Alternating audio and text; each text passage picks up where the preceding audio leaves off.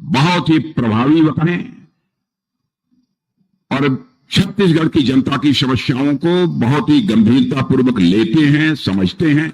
यह एक उनके अंदर अद्भुत कला है।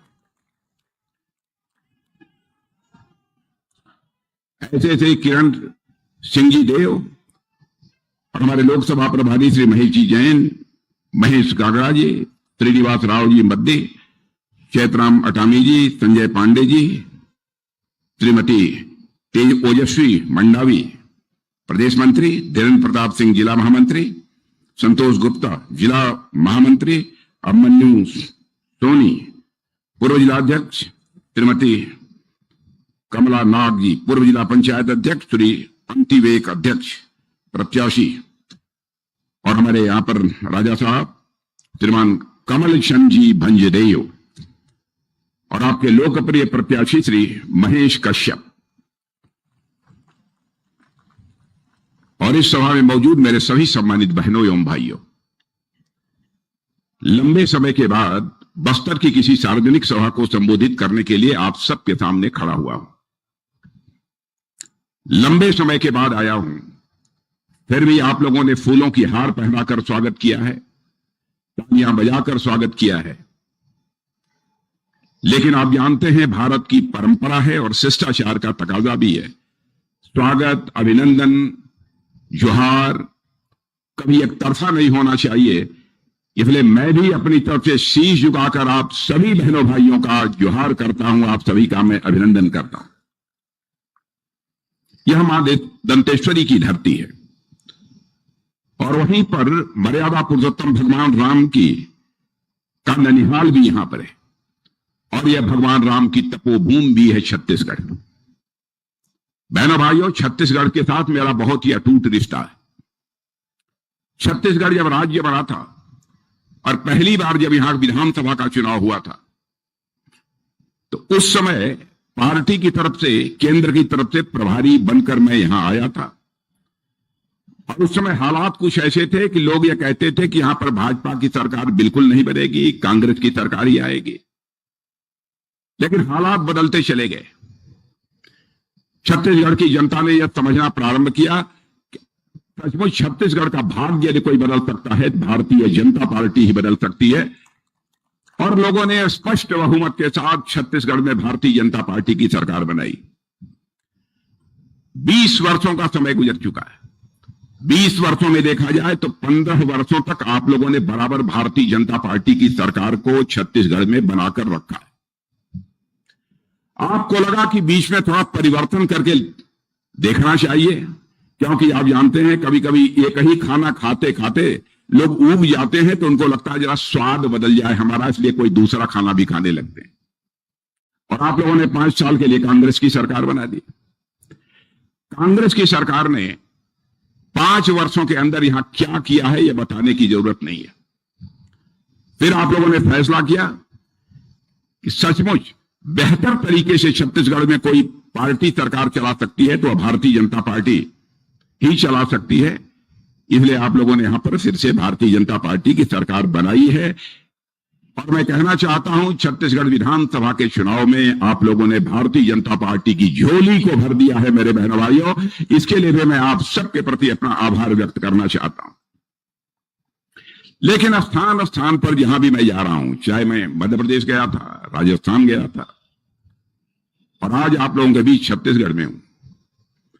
बहनों भाइयों, अभी कुछ ही महीने पहले विधानसभा का चुनाव हुआ और फिर लोकसभा का चुनाव हो रहा है। हमारा यह कहना है कि क्यों ना विधानसभा और लोकसभा चुनाव सारे देश के एक ही बार करा दिए जाएं, ताकि जनता का समय भी बचे और साथ ही साथ संसाधन भी बचे। मैं समझता हूं सबसे बेहतर स्थिति होगी स्थानीय निकायों के चुनाव सारे देश भर के एक बार हो जाए। और मैंने देखा है कि चाहे राजस्थान हो, मध्य प्रदेश हो, जहां जहां मैं गया हूं, जनता ने तालियां बजाकर इस प्रस्ताव का स्वागत किया है। और कांग्रेस का जहां तक प्रश्न है, कांग्रेस लंबे समय तक इस हिंदुस्तान में हुकूमत में रही है, लंबे समय तक इन लोगों ने सरकार चलाई है। जब जब कांग्रेस की सरकार यहां पर आई है, तब तक भ्रष्टाचार तेजी के साथ बढ़ा है। कभी जीप घोटाला, कभी कोई घोटाला, कभी राफेल घोटाला, कभी 2G घोटाला, कभी खाद घोटाला, घोटाला पर घोटाले। लोग ये कहने लगे थे उस समय कि कांग्रेस सरकार जब आती है तो घोटालों की बाढ़ आ जाती है। ऐसी सरकार रही और आपने देख लिया प्रत्यक्ष अपनी आंखों से। इस छत्तीसगढ़ में आप लोगों ने एक बार कांग्रेस की सरकार बना दी, सब घोटाला तो अलग, यहां गोठान घोटाला हो गया, गोबर का घोटाला हो गया। बहनों भाइयों, ऐसी तो मैंने कभी कल्पना भी नहीं की थी। भैंस के चारे का घोटाला हो गया। अब बीजेपी सरकार आई है, विष्णुदेव जी साय हमारे इस छत्तीसगढ़ के मुख्यमंत्री बने और मुझे पक्का विश्वास है कि आप विष्णुदेव साय जी से अच्छी तरह परिचित हैं। बहुत ही सहज, बहुत ही सरल और काम करने वाले एक ऐसे नेता हैं शांतिपूर्ण तरीके से हमारे विष्णुदेव जी साय। और मैं पूरे पक्का विश्वास दिलाता हूं, दिल्ली में आप लोगों ने तीसरी बार फिर से मोदी जी की सरकार बना दी और यहां पर विष्णुदेव जी की साय के नेतृत्व में भाजपा की सरकार बना दी है। तो बहनों भाइयों, आप देखिएगा छत्तीसगढ़ का विकास कितनी तेजी के साथ होता है। और मैं दावे के साथ कह सकता हूं, यदि हमारा भारत यदि तेजी के साथ बढ़ रहा है और विकास की ऊंचाइयों को हासिल कर रहा है, तो इस भारत को विकास की ऊंचाइयों के तक पहुंचाने में हमारे छत्तीसगढ़ का भी बहुत बड़ा योगदान होगा। ऐसा मेरा पक्का विश्वास है, पक्का भरोसा है। हमारे प्रधानमंत्री का संकल्प है कि हम विकसित भारत बनाना चाहते हैं, ऐसा भारत जिसमें कोई गरीब शेष न बचे। कोई काम करना चाहता है तो उसे काम करने का अवसर मिल जाए, किसी को किसी भी प्रकार की जलालत और मुसीबत न झेलनी पड़े। एक ऐसे भारत का निर्माण करना चाहते हैं। और मेरे बहनों भाइयों, सचमुच हमारे प्रधानमंत्री ने तो करिश्मा कर दिया, करिश्मा किया। पहले हमारा भारत दुनिया में गरीब देश माना जाता था, जो गरीब देश थे उनकी कतार में हमारा भारत खड़ा था। भारत पहले कुछ बोलता था तो भारत की बातों को लोग बहुत ध्यान से दुनिया में नहीं सुनते, लेकिन आज भारत की हैसियत इतनी बढ़ गई है, भारत का कद इतना बड़ा हो गया है कि आज दुनिया के मंचों से भारत यदि बोलता है तो सारी दुनिया कान खोलकर सुनती है कि भारत बोल क्या रहा है। यह भारत की हैसियत सारी दुनिया में बन गई है। और बहनों भाइयों, पहले कांग्रेस सरकार दुनिया के दूसरे देशों के पास अपनी शिकायतों को लेकर जाती थी कि हमको फला देश से यह शिकायत है, फला देश से यह शिकायत है। लेकिन मोदी जी ने भारत को एक ऐसा भारत बना दिया है कि आज यदि किसी दो देशों में संघर्ष होता है दुनिया में, तो लोग बात करने के लिए आते हैं तो भारत के प्रधानमंत्री, आपके नेता मोदी जी से बात करने के लिए आते हैं कि समस्या का समाधान निकालिए, किसी तरीके से कोई न कोई रास्ता निकालिए। और कांग्रेस की सरकार कहते हैं भ्रष्टाचार तो पूछिए मत किस हद तक था, बताने की जरूरत नहीं है। छत्तीसगढ़ में आपने देख ही लिया, यहां पर कांग्रेस की सरकार थी, कितना भ्रष्टाचार हुआ है यह भी आपसे छिपा नहीं है। और मैं दावे के साथ कहना चाहता हूं, बहनों भाइयों, इस आजाद भारत में जब जब कांग्रेस की सरकार रही है, बराबर हर सरकार के ऊपर कोई न कोई भ्रष्टाचार का आरोप लगा।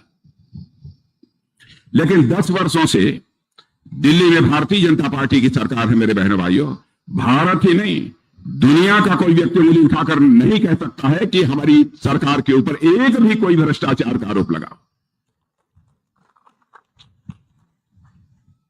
और राजीव गांधी जी ने बड़ी ईमानदारी से एक बात स्वीकार किया था, वह थे कांग्रेस के लेकिन प्रधानमंत्री थे। वैसे मैं किसी प्रधानमंत्री की आलोचना नहीं करता, क्योंकि मैं मानता हूं कि प्रधानमंत्री प्रधानमंत्री होता है, वह व्यक्ति नहीं होता है, वह संस्था होता है, उसकी आलोचना नहीं की जानी चाहिए। इसलिए आलोचना मैं नहीं कर रहा हूं, मैं ये कर रहा हूं राजीव गांधी ने मजबूरी जाहिर की थी। हम क्या करें, हम दिल्ली से 100 पैसा भेजते हैं, 100 पैसा में बामुश्किल 14 पैसा लोगों के पास पहुंच पाता है और 86 पैसा यह भ्रष्टाचार की भेंट चढ़ जाता है। यह मजबूरी जाहिर की थी, लेकिन इसको चुनौती के रूप में भारत में यदि किसी ने स्वीकार किया है तो हमारे प्रधानमंत्री नरेंद्र मोदी जी ने स्वीकार किया है। और उन्होंने जनधन, आधार, मोबाइल इन तीनों को मिलाकर एक ऐसी त्रिमूर्ति बना दी बहनों भाइयों, आज यदि दिल्ली के बैंक से 100 पैसा चलता है तो 100 का 100 पैसा आपकी जेब में पहुंचता है, एक भी पैसा भ्रष्टाचार की भेंट नहीं चढ़ने पाता। भ्रष्टाचार को भाषण देकर समाप्त नहीं किया जा सकता। भ्रष्टाचार को समाप्त करना है तो व्यवस्था में बदलाव लाने की जरूरत पड़ेगी। और मैं दावे के साथ कहता हूं, इस आजाद भारत में गरीबों की, पिछड़ों की, आदिवासियों की सर्वाधिक चिंता यदि किसी ने की है तो हमारे मोदी जी की सरकार ने की है। इसके पहले किसी ने इतनी चिंता नहीं की है। और हमारे अटल बिहारी वाजपेयी जी भारत के प्रधानमंत्री थे। आप लोगों को मालूम है आदिवासी की के प्रति कितनी संवेदना उनके दिल में थी, कैसा भाव उनके दिल में था। उन्होंने कहा कि भाई आदिवासी समाज के लिए एक अलग से मंत्रालय ही बना देना चाहिए। आजाद भारत में पहली बार आदिवासी समाज के लिए अलग से मंत्रालय बनाने का काम यदि किसी ने किया था तो हमारे आदरणीय अटल बिहारी वाजपेयी ने किया था, वह भारतीय जनता पार्टी ने किया, दूसरे ने नहीं किया था। और हमारे प्रधानमंत्री मोदी जी के आने के बाद पीएम जनमन, आदिवासी जनमन योजना जो प्रारंभ की गई है, आदिवासी समाज में भी जो सबसे पिछड़े हुए हैं उनकी चिंता करने के लिए यह योजना प्रारंभ की गई है। अब मुझे याद है पहले जो वनोपज थे, वनों में जो चीजें पैदा होती थी उनकी जैसी उचित कीमत मिलनी चाहिए हमारे लोगों को नहीं मिल पाती थी, हमारे आदिवासी भाइयों को नहीं मिल पाती थी। दिन भर पसीना बहाते थे, लेकिन उस पसीने की जो उनको कीमत मिलनी चाहिए थी वो नहीं मिल पाती थी। उसकी भी चिंता यदि किसी ने की है तो हमारे प्रधानमंत्री ने की है। और इतना ही नहीं, जो वनोपज हैं, वन में जो चीजें पैदा होती है, जंगलों से जो आप लोग निकालते हैं, महुआ हुआ, यह सब सारी चीजें, माड़ा वाड़ा, यह सब सारी चीजें, बहनों भाइयों मैं दावे के साथ कहता हूं कि पहले से ज्यादा कीमत आपको इस समय प्राप्त हो रही होगी। कांग्रेस की हुकूमत में वह कीमत आपको प्राप्त नहीं हुई होगी जितनी की इस समय प्राप्त हो रही है। न्यूनतम समर्थन मूल्य एमएसपी भी पहले केवल 10 ऐसे वनोपज थे जिनकी मिलती थी, लेकिन हमारे प्रधानमंत्री मोदी जी ने कहा कि नहीं, वन में पैदा होने वाले 10 चीजों की ही कीमत नहीं मिलनी चाहिए, न्यूनतम समर्थन मूल्य नहीं मिलना चाहिए। उन्होंने उसको बढ़ाकर 10 से 90 कर दिया। 90 चीजें जो वनों में पैदा होती हैं उनका भी एक न्यूनतम समर्थन मूल्य प्राप्त होना चाहिए। यह हमारे प्रधानमंत्री जी ने किया। आदिवासी समाज के लिए उनके मन में कितना प्यार है, कितना जज्बा है कि उन्होंने भगवान बिरसा मुंडा की चिंता पहले किसी ने नहीं की। भगवान बिरसा मुंडा की पहली बार जी किसी ने चिंता की तो हमारे भारत के प्रधानमंत्री मोदी जी ने चिंता की बहनों भाइयों। और उन्होंने भगवान बिरसा मुंडा के जन्मदिन को जनजातीय गौरव दिवस के रूप में मनाने का उन्होंने फैसला किया। और मैं बतलाना चाहता हूं, जहां तक जनजातीय भाइयों का प्रश्न है, हमारे लिए वोट बैंक नहीं है। हम इनको वोट बैंक के रूप में नहीं देखते, हम इन्हें भारत के गौरव के रूप में देखते हैं, भारत के स्वाभिमान के रूप में हम देखते हैं बहनों भाई। मैं तो रक्षा मंत्री हूं, मैंने देखा है कि हमारे बहुत सारे ऐसे आदिवासी भाई जो इस समय सेना में काम कर रहे हैं, गृह मंत्री भी रहा हूं, मैंने अर्धसैनिक बलों में भी अपने आदिवासी भाइयों को काम करते हुए देखा है।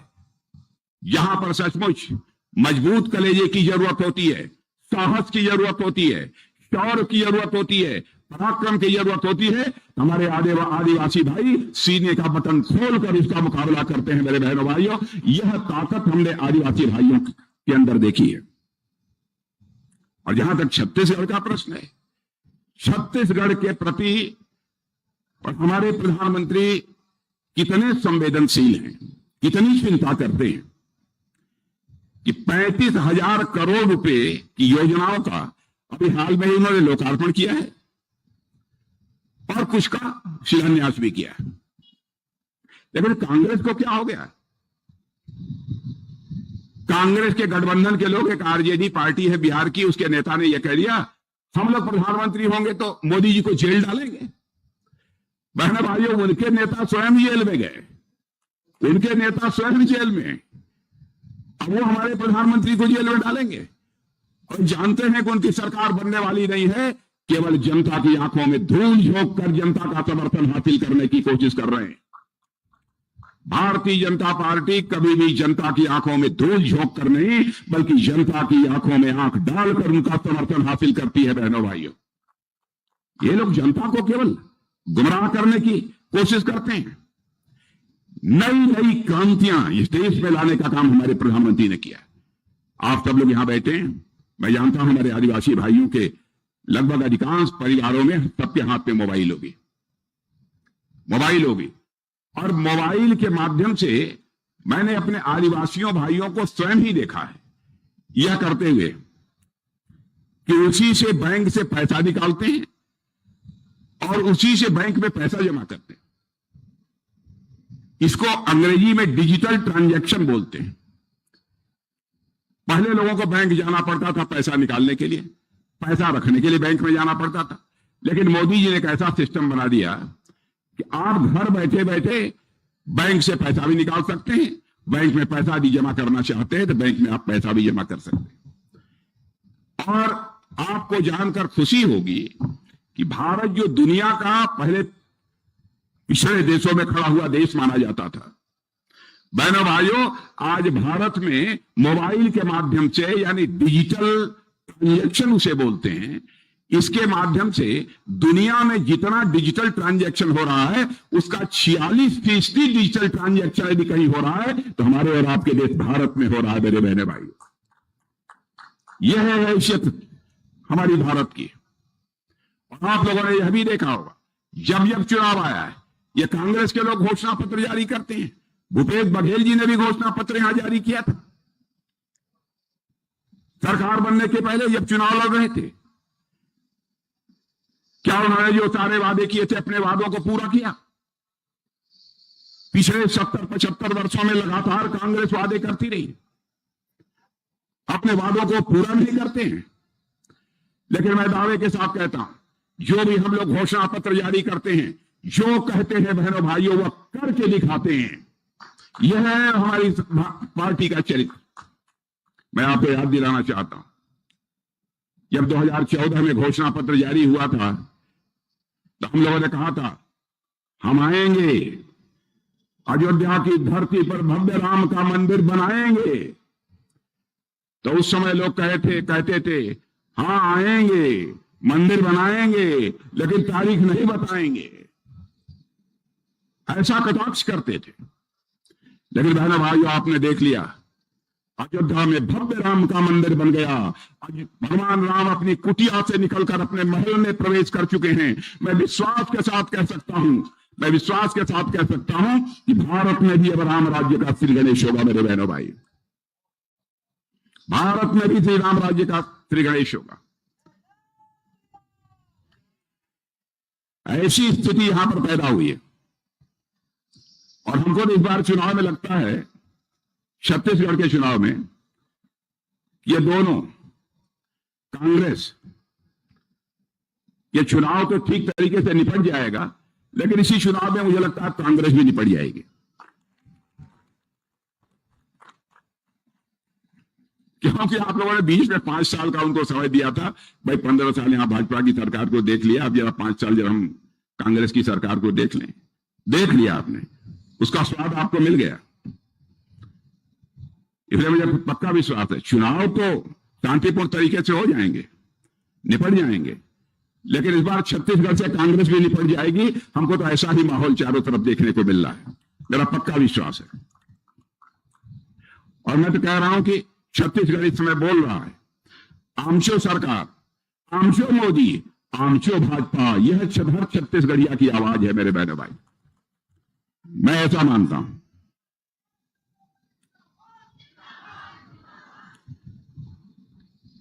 और आप जितने बैठे हैं, मैं आदिवासी माताएं बहनें भी यहां बैठी हैं, सबके घर में गैस का चूल्हा है कि नहीं है? तो गैस का चूल्हा पे जरा हाथ उठाइए। पीछे पीछे भी हमारी आदिवासी परिवार की, गरीब परिवार की माताएं बहनें जो हैं, उनसे भी मैं कहना चाहता हूं, जरा हाथ उठाइए। गैस चूल्हा मिला है कि नहीं मिला है? हर चीज पहले कभी कोई कल्पना नहीं करता था कि गरीब परिवार की माताएं बहनें भी गैस चूल्हे के ऊपर कभी खाना बनाएंगी। हमारी गरीब माताओं बहनों के आंखों से भी आंसू नहीं निकलना चाहिए। इसकी पहली बार भी किसी ने चिंता की है बहनों भाइयों, तो हमारी प्रधानमंत्री जी ने की है। लोग कच्चे घरों में रहते थे, झोपड़ियों में रहते थे। 2014 में सरकार बनने के बाद प्रधानमंत्री मोदी जी ने कहा कि भाई हिंदुस्तान में एक भी परिवार शेष नहीं बचेगा जिसको अपना सिर ढकने के लिए पक्का छत मुहैया हो जाए। अब पता नहीं 5 साल यहां पर कांग्रेस की सरकार थी, उसने इस योजना को लागू होने दिया कि नहीं होने दिया, लेकिन नहीं लागू होने दिया। तो सुन लेना, आप विष्णुदेव जी की सरकार आ गई है, भारतीय जनता पार्टी की सरकार। जिनको पक्का मकान नहीं मिला है, पक्की छत नहीं मिली है, उनको 3 साल के अंदर ही पक्का छत मिलकर रहेगा, पक्का मकान मिलकर रहेगा। बहनों भाइयों, मैं आपको विश्वास दिलाता हूं। यह बतलाइए कि आप लोगों के घरों में नल से पानी आता है कि दूर दराज कहीं दूसरी जगह जाकर आप घड़े पर घड़ा भर कर पानी लेकर तब आते हैं, अपनी पानी की आवश्यकताओं को पूरा करते हैं? घर में नहीं है ना? घर में नल है कि नहीं है? बताइए कितने लोगों के घर में नल है? जरा हाथ उठाइए तो। वाह, इतने लोगों के घर में है। शायद यदि 5 साल तक हमारी छत्तीसगढ़ में कांग्रेस की सरकार न रही होती, भाजपा की सरकार रहती बहनों भाइयों, तो मैं दावे के साथ कह सकता था 100% सबके घरों में यह पानी नल के माध्यम से पहुंच गया होता। लेकिन कांग्रेस सोचती क्या थी?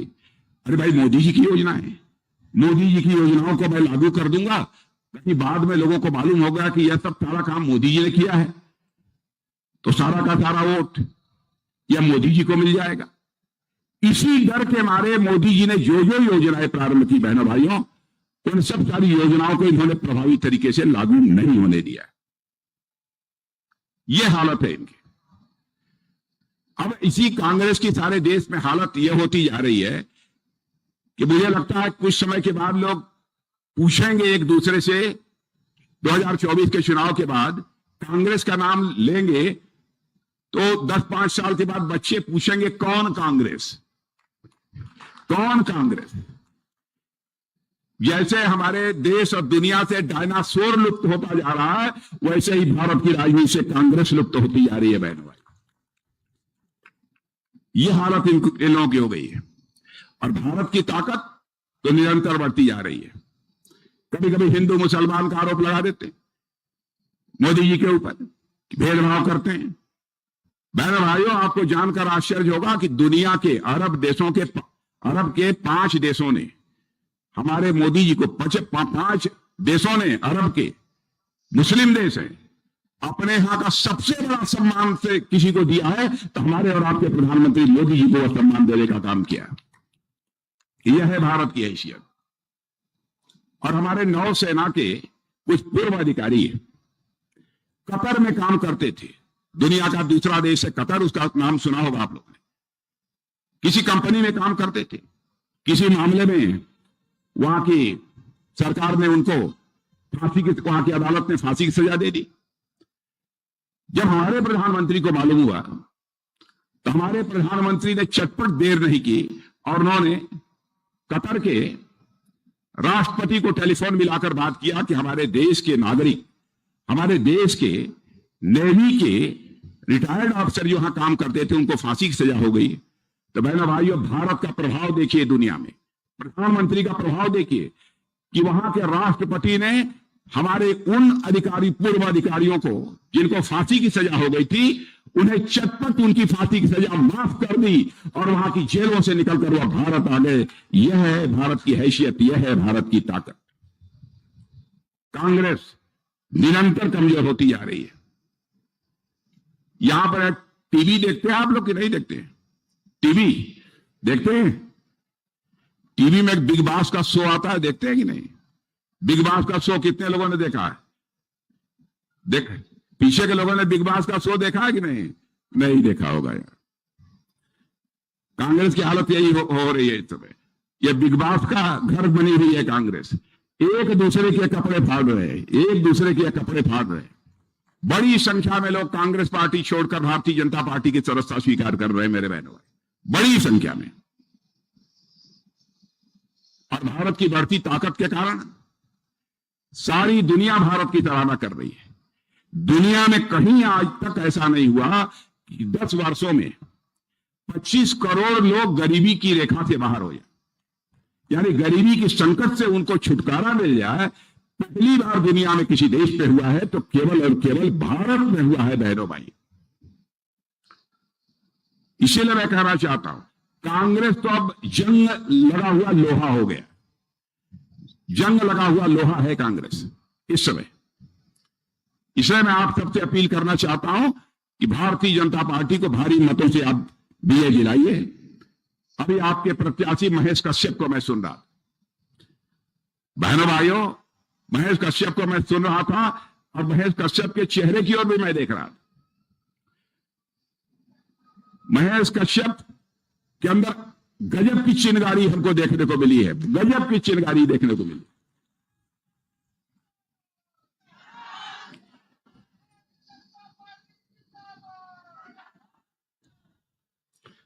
और बहनों भाइयों, महेश कश्यप को बहुत ही प्रभावी तरीके से बोलते हुए मैंने सुना है। बहुत अच्छा भाषण देते हैं महेश कश्यप। आप ये समझ लीजिए, महेश कश्यप यदि आपके सांसद बनकर भारत की संसद में पहुंचेंगे तो आपकी समस्याओं को प्रभावी तरीके से संसद में उठाने का काम कोई करेगा तो आपका महेश कश्यप ही करेगा।